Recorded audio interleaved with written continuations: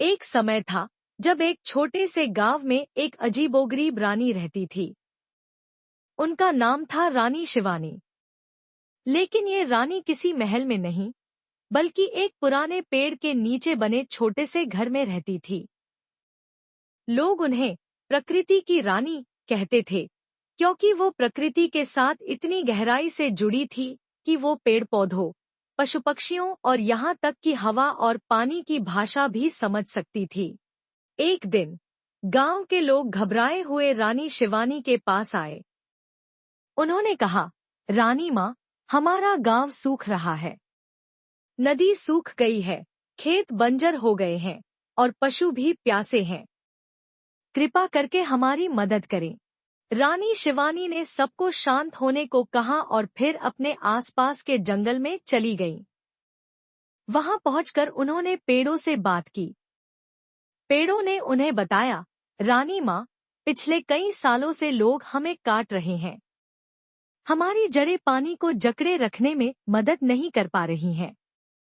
इसलिए नदी सूख गई है। रानी शिवानी ने सोचा कि इस समस्या का समाधान ढूंढना होगा। उन्होंने गांव वापस जाकर लोगों को एक योजना बताई। उन्होंने कहा, हमें अपने जंगल को फिर से लगाना होगा। हर एक व्यक्ति को एक पेड़ लगाना होगा और हमें उनकी देखभाल करनी होगी। लोगों ने रानी की बात मानी और तुरंत काम शुरू कर दिया। गांव के हर घर ने कम से कम एक पेड़ लगाया। रानी शिवानी ने खुद एक बड़ा पेड़ लगाया और उसकी देखभाल की। उन्होंने लोगों को सिखाया कि पानी का इस्तेमाल कैसे कम किया जाए और कचरा कैसे फेंका जाए ताकि प्रकृति को नुकसान न पहुंचे। कुछ महीनों बाद गांव में फिर से हरियाली छा गई।